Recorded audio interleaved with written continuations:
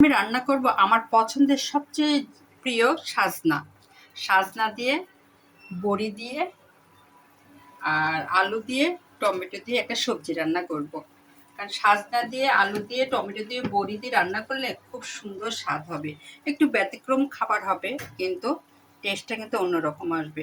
আর সাজনা আমার এমনি অনেক পছন্দ, এই জন্য সাজনা থাকলে আমার আর কিছু লাগে না। আমার বেরো পছন্দ, পছন্দ শুধু বাচ্চাদের। তবে বাচ্চাদের জন্য সমস্যা নেই, বাচ্চাদের জন্য ডাউল আছে আর এই মাছের তরকারি আছে। এখানে আমাদের দুপুরে রান্না করেছি মাছ, সবার খাওয়ার পর এখানে 4 পিস আছে, আমাদের 4 জনের হয়ে যাবে। এই জন্য মাছ আর রান্না করলাম না, এই মাছের সঙ্গে রান্না করছি আমি সবজি। আর আমি ইচ্ছা করলে সাজনা ডাল দিয়েও রান্না করতে পারতাম, আর মসুরের ডাল বা আলুর ডাল দিয়ে রান্না করতে পারতাম, কিন্তু আমি একটু ব্যতিক্রম রান্না করছি।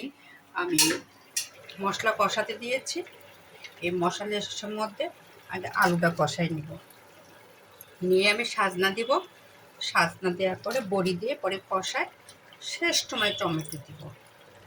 এর জন্য আমি সমস্ত মশলা দিয়ে আগে আমি মশলাটা কষায় নিয়েছি, বেশ সময় নিয়ে আমি আলু ছেড়ে দিলাম। আলুটা একটু ঝিরি ঝিরি করে কেটেছি, কারণ খুব টেস্ট হবে। আর এই সবজিটা রান্না করতে এরকম আলু কাটলে বেশি সুন্দর হবে। তার সঙ্গে বড়িটাও আমি ছোটো ছোটো করে কেটে দিয়েছি, ভেঙে দিয়েছি। এই দেখুন, আমি সুন্দর বড়িটা ভেঙেছি ছোটো ছোটো করে, যেহেতু সবজির সঙ্গে রান্না হবে। আর এই বড়িটা রান্না করার আগে আমি হালকা একটু তেল দিয়ে ভেজে নিয়েছি, কারণ ভাজলে আর ডালের গন্ধটা থাকবে না, অন্য ধরনের একটা স্বাদ আসবে। আর এই বড়ি রান্না করার সময় সবসময় সিস্টেমে হলো একটু হালকা তেল দিয়ে ভেজে নিতে হয়, তাহলে সঠিক স্বাদ পাওয়া যায়। আমি বেশ কিছু সময় নিয়ে আগে সবজিটাকে কষাবো।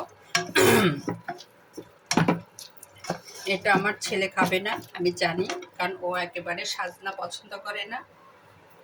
আর আমার মেয়ে পছন্দ করে, ও খাবে।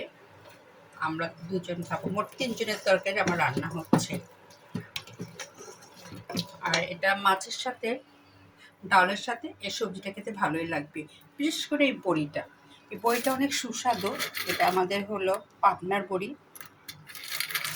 আমি যখন পাবনায় থেকেছি তখন আমার এক ফ্রেন্ড ছিল, সে ফ্রেন্ড আমাকে দিয়েছে। তবে এখন আমি পাবনায় আর থাকি না, আমি এখন থাকি ঢাকায়। আর এই বড়িটা নিয়মিত প্রতি বছরও আমাকে দেয়। আর এটা স্বাদ একটু অন্যরকম, আর কিছু দিক না দিক এই বড়িটাও আমাকে দেয়। আর এর জন্য ওকে আমি অনেক ধন্যবাদ, যেহেতু আমার পছন্দের জিনিসটা ও সবসময় মনে করে ঘরে একটু বেশি বানিয়ে নেয় আমাকে দেওয়ার জন্য। আর এর জন্য আমি এই বড়ির সাথে সাজনা রান্না করব, সাজনার সাথে টমেটো দিব, টমেটোর সঙ্গে আলু। মোট কথা আমার আজকে সবজিটা রান্না হবে, আলু কষাচ্ছি, আলুর সাথে সাজনা, সাজনার সাথে বড়ি, তিনটা একসঙ্গে কষানোর পরে হালকা পানি দিয়ে যখন আমার ঝোলটা হওয়া পর্যায়ে তখন আমি টমেটো দিয়ে নামিয়ে ফেলবো। আর তার সঙ্গে আমার তরকারি আছে ডাউল আর এই মাছ। এটা হলো আজকে রাতে আমার মেনু। আর এই সবজিটা আমি রান্না করবো। তো এখানেই রাখলাম, আল্লাহ হাফেজ।